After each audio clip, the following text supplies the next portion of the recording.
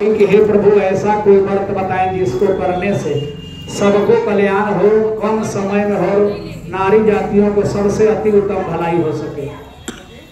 ऐसे व्रत को सुन करके पार्वती जी के बात को और शिव जी बोले कि ये व्रत भाद्रपद तीज व्रत का कहानी है जो कि आप ही का किया हुआ है। हे देवी आप जो की हो वही व्रत मैं बताऊंगा, बीता हुआ समय का चीज है।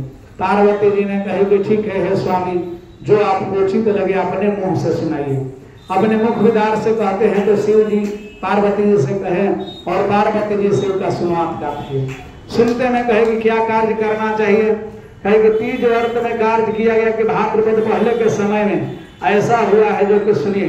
पहले समय में जो आपका जब उत्पन्न हुआ उसी समय नारद भगवान जाकर आपके पिता हिमवंत राजा से कह दिए थे कि पार्वती जी शिव का ही आराध मान करके सब काम करेंगे, उन्हीं का कार्य करेंगे। एक समय नारद भगवान घूमते हुए गए और कहे कि हे राजा हिमवंत आसन पर बैठ गए, कदर भाव दिया। उस कहे कि नहीं, आपके लड़की कन्याओं के लिए, गौरी के लिए मैं विष्णु भगवान को वर रूप में मान कर दिया है, विवाह करने के लिए तैयारी कीजिए, हाथ वही मांगे हैं। पार्वती जी इस बात को सुन ली और अपने अपने मन में भगवान भोलेनाथ को पति के रूप में मान चुकी थी। पार्वती जी बात को सुन करके लेट करके रोने लगी, बिलखने लगी, अपना शरीर को त्यागने का प्रश्न की। तब जाकर के सखी ने आई और कही कि हे सखी, शरीर त्यागने से इसका कार्य नहीं होगा, हम सब लोग मिल करके और जंगल में चले, मिलजुल करके कथा सुनेंगे, कार्य करेंगे, आराधना करेंगे तो भगवान हमारा विनती सुन लेंगे। ऐसे वचन को सुन करके और कार्य की और पार्वती जी अपने सखियों के साथ कंदरे में जाकर पर्वत शिखर पर और बालू के वेदी शिव लिंगी बना करके उनकर पूजन की। 12 सालों तक ले खड़े होकर के, कुछ वर्षों तक ले पत्ते चबा करके, सूखे पत्ते को खा करके कार्य करके मन में श्रद्धा विश्वास लेकर के कार्य की है। उस व्रत को करने से भगवान आदित हुए, एक टांग से खड़े होकर के 32 कार्य करने से कार्य की। भगवान प्रसन्न होकर के और दर्शन दिए है कि हे देवी वर मांगिए, आपके पूजन से मैं प्रसन्न हूँ। ऐसे सुन करके और पार्वती जी कही कि हे देवता महादेव, अगर आप प्रसन्न हैं तो हमें वर के रूप में आप ही प्राप्त हो, ऐसे हमें वरदान दीजिए। वैसे तथास्तु कह करके और महादेव जी वहां से चले जाते हैं। कुछ समय के बाद राजा हिमवंत ढूंढते हुए आते हैं, पार्वती को ढूंढते हुए कंदरे के अंदर देखे तो वहां पर कुछ सखी लोग घूम रही थी। देख करके वहां आए और मन में विचार करने लगे, या तो जंगल में खूंखार शेर, बाघ, जानवर, विषैले सर्पों ने काट लिया होगा, नहीं तो राक्षसों ने वध कर दिया होगा। हाय मेरी बेटी, हाय मेरी बेटी कहाँ चली गई, ऐसे कहते हुए रास्ते रोकते लगे। इस दशा को देख करके भगवान की आराधना पूजन कार्य करने लगी। मन में विचार करके सब लोग त्राहिस कार्य होने लगा।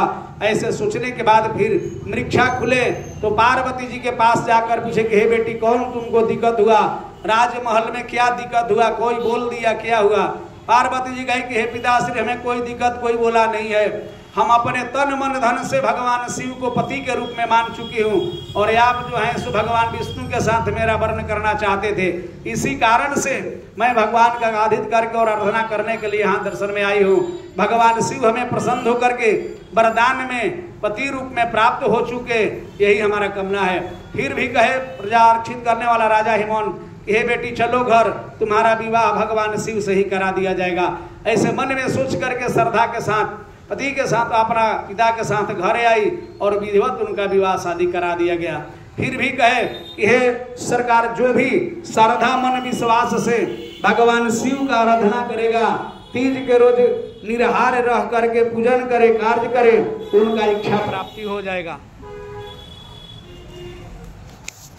मन में ऐसे श्रद्धा विश्वास लेकर के कार्य की, भावना के साथ में कार्य करने से इच्छित प्राप्ति हो गई। श्रद्धा के साथ विश्वास लेकर के प्रेरणा कार्य करने के लिए भगवान के तैयार पार्वती जी का विवाह करने लगे।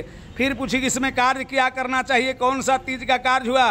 कही कि सखियों ने हर करके और तुम्हें तीज के दिन आधित किया गया, इसी कारण से तुम्हारा ये व्रत का नाम हरितालिका पड़ा।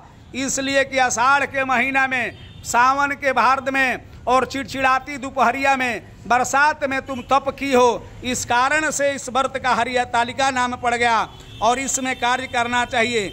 जो स्त्री तीज के रोज भोजन कर लेती है वे विधवा गतित को प्राप्त हो जाती है। इसलिए ध्यान देना है कि उस दिन भोजन नहीं करना चाहिए। कार्य करने के लिए अपने में ही सुन करके कार्य करे, उसका सही कार्य हो जाता है। दुर्वक्ष कार्य करने के लिए जो जल कार्य करता है, तीज वाले दिन जो कार्य में फलन करता है, सुअर हो जाता है, भक्षण बदरी बन जाती है, जल पीने से जोंक हो जाती है, दूध पीने से नागिन, मांस खाने से बाघिन हो जाती है, दही पीने से बिल्ली, मिष्ठान खाने से चींटी हो जाती है। वस्तुओं को त्याग करके करना चाहिए, नहीं तो ये जन्म में विधित दोष को प्राप्त हो जाती है। इस व्रत वाले दिन सोती है जो अजगर सांप बन जाती है। इसको त्याग करके नियम पूर्वक व्रत करना चाहिए। प्रातःकाल सोना, चांदी, तांबा, बांस पात्र में भर करके ब्राह्मण को यथायोग अपना दक्षिणा सहित दान करना चाहिए। अपने समय आर्ध करने के लिए कार्य करें। माता की ध्यान देते हुए, हे जगत जननी, हे शेर के सवार करने वाली माँ भगवती, आपकी जय हो, आपकी जय हो। आप मुझे वरदान दीजिए कि संसार में जो भी आपका पूजन करे, पाठ करे, हर कष्टों से निवारण हो जाए, हर तरह का दुख से निवारण हो। प्रेम से बोलिए माँ पार्वती की, शंकर भगवान की।